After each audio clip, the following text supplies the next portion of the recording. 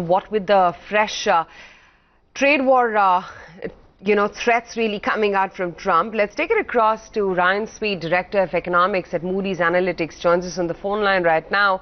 Ryan, hi, morning. What is it that you're making of the fresh salvo coming in from Trump, saying that he's going to be slapping another 10% of tariffs on $200 billion worth of Chinese goods? And again, you can see the repercussion being felt by equity markets.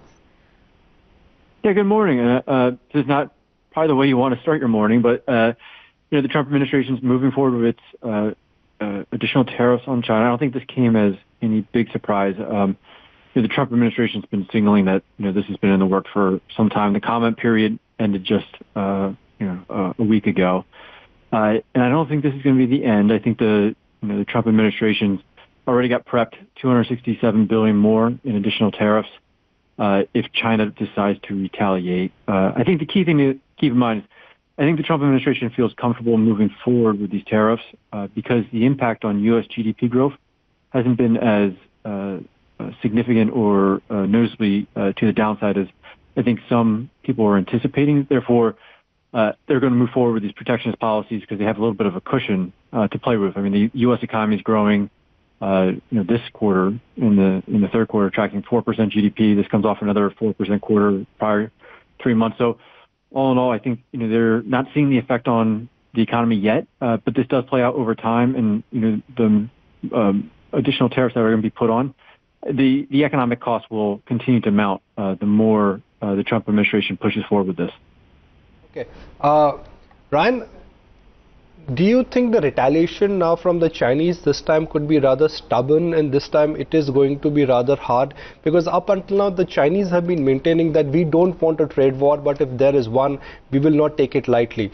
And for the moment the Chinese have not done anything which could be called as large, which would hurt the Americans straight away. I mean, they've not gone and banned American cars, or they've not gone and banned other things. I mean, the tinkering around soybean and other agri products is important, but it is not something which is going to hurt the Americans.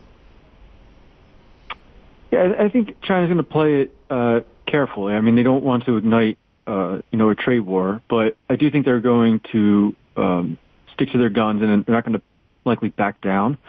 I think the policy response from China is going to be more geared towards non-tariff retaliation than tariffs, because just given the trade deficit between U.S. and China, the bilateral trade agreements, they can't go tit for tat, or dollar for dollar with U.S. tariffs on that they're imposing on China. China can't retaliate with that amount, so they'll look at different alternatives. They could depreciate the yuan, they could use other non-tariff approaches, increasing regulatory burdens on U.S. businesses.